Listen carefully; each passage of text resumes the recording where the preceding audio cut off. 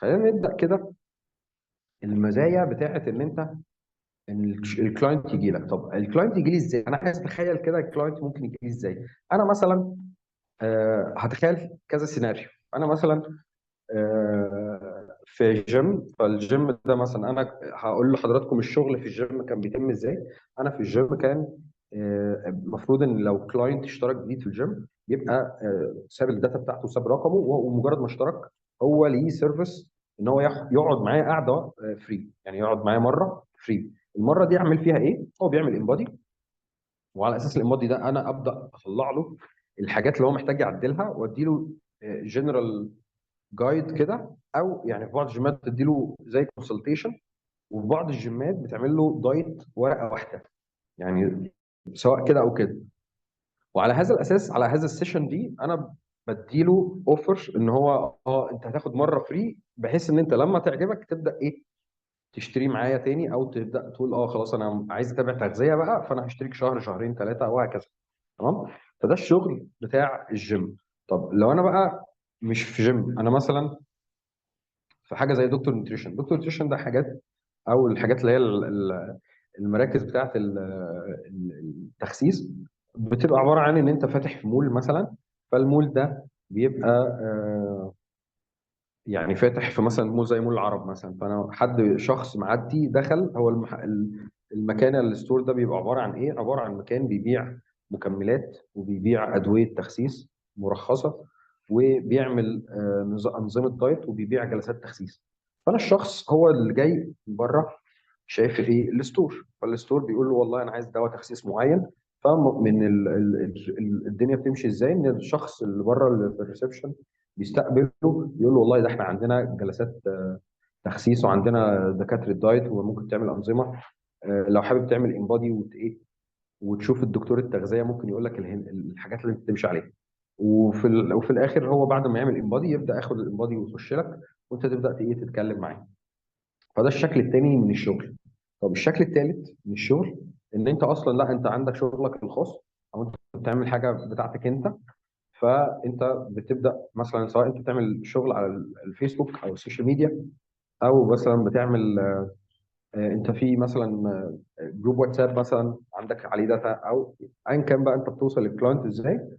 ممكن تبدا تقول لهم والله ده في كونسلتيشن فري مثلا، ده في جلسه، انت لسه بادئ شغلك فلسه ايه، مفيش كلاينت كتير، فانت عايز تجيب الناس باي طريقه، فبتقول لهم والله لا، ده في جلسه فري هتعمل انبادي مثلا، وهبدا اتكلم معاك. فباي طريقه من الثلاث طرق دول جالك الكلاينت وقعد معاك. فالجلسه دي الميزه بتاعتها اكتر من التليفون، ان انت لو بتبيع بالتليفون او بتبيع عن بعد او بتبيع على النت، ده بياخد يعني مفيش، انت مش شايف الايموشنز والرياكشنات بتاعت الكلاينت.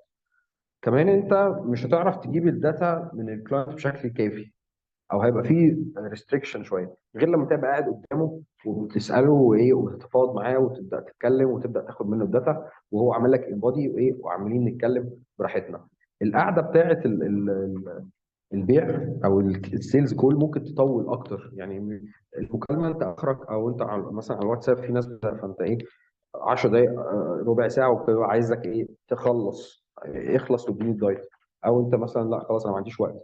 غير لما تكون كلاينت معدي فممكن يقعد، فممكن ايه، ده يطول معاك شويه. تمام. آه فبالتالي هو يعني ده افضل بكتير. زائد ان انت هيشوف السيرفيس بنفسه، هيشوف قد ايه انت بتتكلم، وقد ايه واثق من نفسك، وقد ايه بتعرف توصل له اللي هو محتاجه بشكل افضل يعني. فبالتالي احنا الميزه ان انت تجيب الكلاينت، سواء بقى انت هتجيبه عن طريق زي ما احنا قلنا، لو انت في جيم بتكلم الكلاينت تقول له ده انت عندك سيشن فري، انت حابب احدد معاك ميعاد عشان تاخد السيشن فري بتاعتك، يبدا يجي يقعد معاك عشان تكلمه، فتعمل انبادي وتبدا تشتغل معاه. سواء سواء في زي في دكتور نيوتريشن، زي كده، سواء زي في دكتور نيوتريشن ان انت حد معدي مثلا في المول، فدخل لو انا في البيت وهجذبهم، زي ما بقول لحضرتك، انت ممكن تقولي مثلا انا هعمل اوفر مثلا على المتابعه الفري، المتابعه اونلاين. لو انا مثلا عايز اشتغل اونلاين، فانا هعمل اوفر على المتابعه اونلاين. والله لو حضرتك تابعت هتاخد مثلا فتره كونسلتيشن فري، فيعمل لك انبادي، او يبدا يوزن وتبداي تعمل له اسسمنت. لما تعمل اسسمنت تبدا ايه تقنعيه ان هو يشتري معاكي او يشترك معاكي، او عن طريق مثلا انا بوصل لهم عن طريق، يعني ده جزء خاص بالتسويق شويه، هو مش سيلز، بس ممكن عن طريق ان انت لو جروبات مثلا ستات بدات تنزلي لهم معلومات، او بتعملي صفحه بتنزلي عليها معلومات وبتشيري البوست بتاعك على جروبات مثلا واتساب، او جروبات تليجرام، او ايا كان بقى الجروبات اللي متاحه عند حضرتك، او عندك جروبات المدارس والماميز والكلام دي، ده كل ده تجمعات ستات، فهو التارجت بتاعنا اصلا 90% ستات، يعني معظم الستات هي اللي بتعمل دايت. فممكن تجيبي بقى من جروبات ماي واي، جروبات الماميز، كل دي ارقام بني ادمين ممكن تبقى عندها قابليه ان هي تعمل دايت، وتقريبا كل ستات مصر هي بتعمل دايت اصلا، فبالتالي دي هتبقى دي يعني حصيله كويسه وسهله من غير فلوس في الدعايه قوي، لان انت لما تيجي تعملي دعايه على الفيسبوك او على السوشيال ميديا ده بياخد منك فلوس كتيره مش قليله. فانت جبت الكلاينت قدامك، فده افضل ان انت تقابل الكلاينت في المكان. طيب يعني عايزين نتكلم بقى عن مراحل البيع. طيب قرار البيع ازاي بناخده؟ يعني هل قرار البيع اكتر بناخده بشكل منطقي وعقلاني ولا بشكل عاطفي؟ يعني خلينا نتفق كده، ايه رأيكم؟ هل قرار البيع لو انا عايز اشتري حاجة انا بشتريها، الشراء اكتر بيبقى عن طريق التفكير والمنطق، ولا عن طريق العاطفة والايه والاندفاع؟ يعني او اللي احنا حابين حاجة فبشتريها، انا حابب الحوار ده فاشتريه، ولا لا انا محتاجه فعلا فهشتريه؟ ايه رأيكم؟ العاطفة طبعا. فطبعا احنا عايزين نقول ان انت طول الوقت، يعني ما ينفعش انت كواحد بتفكر تبيع منتج، خاصة منتج بيخص الصحة، ان انت ما تشتغلش على العاطفة.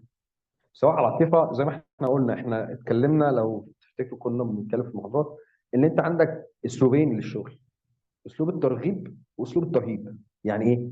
عشان صحتك تبقى احسن، عشان تبقى حياتك احسن، عشان تقعد مع عيالك ومش عارف تعمل ايه وتروح الشغل وتترقى، فده كله كلام على العاطفه، لان مش هينفع يبقى كل الكلام بالمنطق فقط. تمام؟ لان العاطفه هو انا عايز اوصل لبوزيشن معين، انا عايز اعمل حاجه معينه، انا عايز، فدي بيسموها السيلينج بوينت بتاعتك بقى، او الفاليو بقى، الشخص عايز حاجه معينه، عايز قيمه معينه عايز يوصل لها، فبالتالي انت هتبدا تشتغل على العاطفه بتاعته على حسب الشخص ده. يعني زي ما انت، لو انت مثلا زي ما احنا قلنا كده، لو انا بعمل فيديو على الفيسبوك وجيت انا عايز اقدم خدمه لعين السكر، لو مثلا هيبقى بدايه الفيديو انت بتكلم عين السكر عن حاجه هو بيحس بيها، انت بتحس مثلا بتنميل في جسمك، انت على طول بتبقى عايز تخش الحمام، انت مش عارف ايه، فهو الموضوع ارتبط في ذهنه بشكل عاطفي بشكل معين في ايه، في الهيستوري بتاعه، فبدأ ايه يفكر ان انا عايز والله لا انا عملت دايت، ازاي الدايت بتاعي ده هيفرق في الايه، في الشكل ده. فبالتالي يبقى احنا بنقول ان انت غالبا احنا عايزين نتكلم على العاطفه مش عايزين نتكلم على المنطق. يعني معظم الرجاله، احنا زي ما احنا قلنا معظم الكلاينت بتاعك هيبقى ستات، فمعظم الستات 90% من الستات او 100% اصلا من الستات بياخدوا تفكيرهم بشكل عاطفي مش بشكل عقلاني ومنطقي، او قرارات الشراء هياخدوها بشكل عاطفي، عشان جسمك يبقى احلى، عشان تلبسي الشكل الفلاني، عشان فبالتالي انت بتعيشها في مود معين او بتعيشها في شكل معين، انت عايز ان هي توصل للايه، للشكل ده. تمام؟ فبالتالي انت التركيز الاول احنا بنقول بس اساسيات كده، انت بتشتغل على العاطفه، انت عايزه تبقي شكلك حلو، انت عايزه تبقى توصلي للشكل الفلاني، انت عايزه تبقى شكل، عايزه توصلي لان انت تلبسي لبس معين او يبقى مثلا، وهكذا بقى، عايزه تحسني صحتك عشان انت ما بقيتيش قادره تصلي مثلا. حتى الاعلانات لو تاخدوا بالكم، الاعلانات بتاعت المنتجات بتاعت ادويه التخسيس دايما تجيب لك واحده ست كبيره مش عارفه تقف، دايما تجيب لك واحد مثلا مش عارف يصلي، واحد كبير مش عارف يصلي ظهره بيوجعه مش عارف يصلي، فدي ليه؟ لان هو بيتارجت الفئه يعني اللي بتشتغل على العاطفه اكتر، اللي هم كبار السن، هي ايه، العاطفه ومش عارف اصلي يا عيني وغلبان وتعبان، فبالتالي ده الايه، ده الفكر بتاعي. يبقى احنا كده لو عايز تشتغل ان انت تبيع اكتر، اشتغل على العاطفه مش على المنطق. ولازم تربط الشخص بيك، الشخص يحس ان انت بتكلمه هو، وحاسس بمشكلته هو، وعايز تساعده هو، مش ان انت جاي تبيع المنتج بتاعك. تمام؟ دي اول حاجه.